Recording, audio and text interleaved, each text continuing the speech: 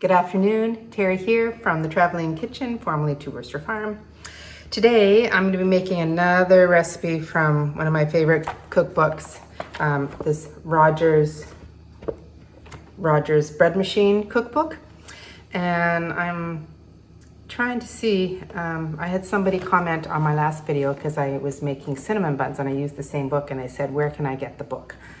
And I'm not too sure. I'm not even positive that they even have it in print anymore, because it was, it says here in the introduction that it was Alfred and Pauline Rogers set up their flour mill on their North Okanagan farm in the 1950s. So it's an old book. Maybe if you Google it, you might be able to see whether you can find it. I tried, I couldn't see it, but so I apologize for that, but I'll give you a few recipes from this book. Today, I'm going to make one of the other recipes that I like to make is hot cross buns. I love hot cross buns. When they come out in Easter time, I have to buy some. They're just so good. I love having it with a cup of coffee or a cup of tea. Anyways, this recipe is almost like the store-bought ones, but I think it's better because it's, you know what's in it. No preservatives. Anyways, let's get started. Okay, so hot cross buns.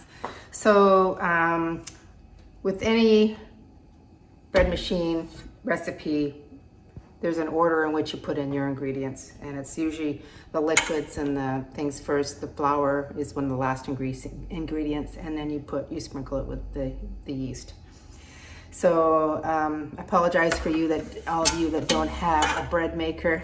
Basically, a bread maker just basically does the work for you. You put the ingredients in and it mixes it, it lets it rise, it does everything. So you know, so you could make this recipe without the bread maker. You just have to do your work yourself. So let's go. Okay, so the first ingredient you add is your 1 1/8 cup of water. And I think almost every single one of these recipes in this book, that's how much water you're using for all the recipes. So it's simple. 1 1/8 cup of water.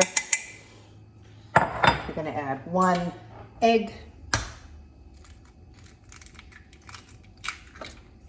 Small egg.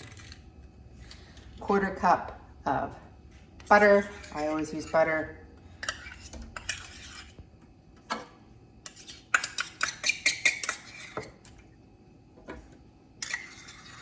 Just every last bit out of there. And also, one thing to note is that the ingredients are usually ordered and listed in the correct order of how you add them to your machine. So the next one we're going to add is 1 1/2 tablespoons of skim milk powder.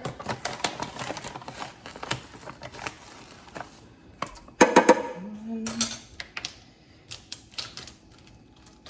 1/2 tablespoons. All right, I gotta get a tablespoon here.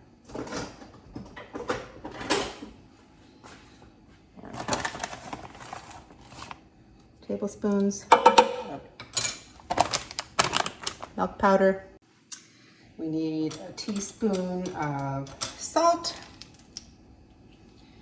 I'm using some pink Himalayan salt here. Teaspoon of salt.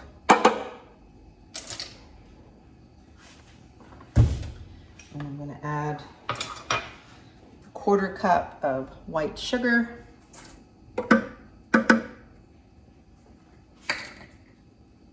Okay, so the first of the spices are a teaspoon of cinnamon, half a teaspoon of ground cloves, and a 1/4 teaspoon of nutmeg. Next, we're going to be adding our mixed peel and our currants. I don't have either of those. In Mexico, you can't get mixed peel. It's basically like a glazed cherry.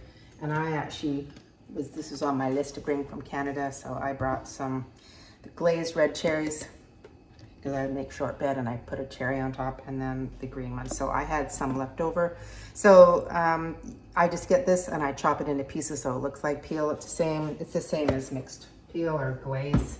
And I don't have currants, I just have raisins. And so I'm gonna add raisins. And I'm also putting it more than they require. They want a 1/3 cup of either, but I just like lots of fruit in my buns.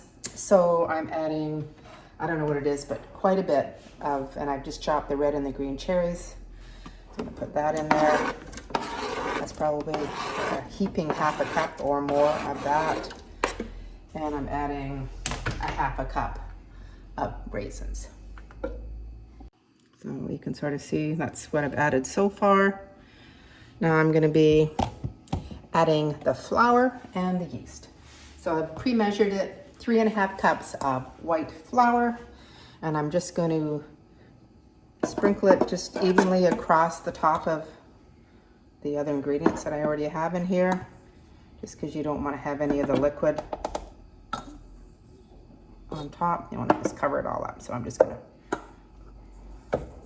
dump it all in. Spread it across. And last but not least, some yeast. And they want 2 teaspoons of yeast. Of course, I'm throwing my thing. 1 second.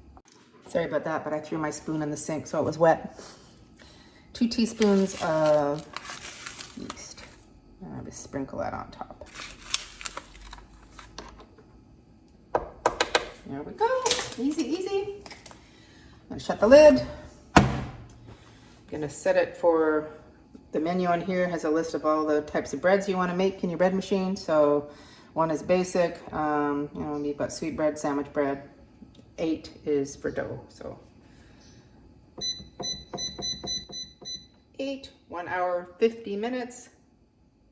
Start. See you in 1 hour and 50 minutes. All right, so it's been 1 hour and 50 minutes. And my dough is ready to come out of the machine. All right. Looks good. I'm just gonna put a little bit of butter, soft butter on my hands. And the dough feels really nice. So I'm just gonna, it all comes up in one little, it's nice and warm, get all the little stuff that's left behind. And I'm just gonna put it on, I have a piece of parchment paper here. And I'm just gonna roll it into a long log. Okay, so it's not sticky at all, so it's nice, it's great. And sort of similar to the cinnamon rolls, I'm just putting it into sort of a log, and then I'm gonna cut pieces and I'm just gonna put it into my greased pan.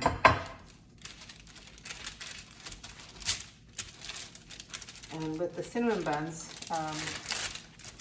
12 seem to fit really good. This is really big, so I don't know. I'll see how many I can fit in the pan. Right. I'm just gonna cut. But I can't see. I'm just gonna cut. And I'm just gonna form it into a little ball and place it in.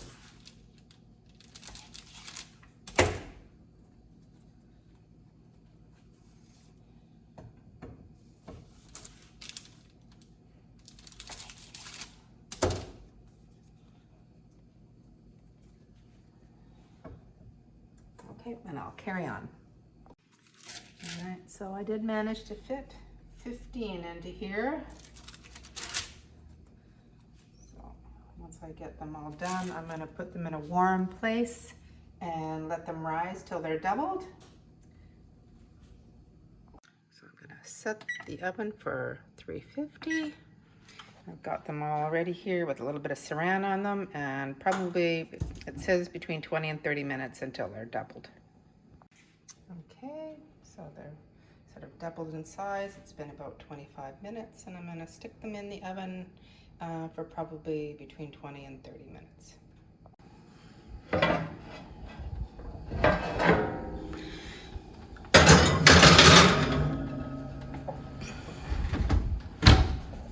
So while my hot crust buns are in the oven, I'm just going to prepare a little bit of icing sugar and milk, and I'm just going to, when they come out of the oven, I'm just going to put that on top of the buns in a little cross. All right, so the timer has just gone off, so I'm just going to remove them from the oven. They look good. And I'm gonna let them cool just a little bit before I put the icing on, and then I'll show you the final result.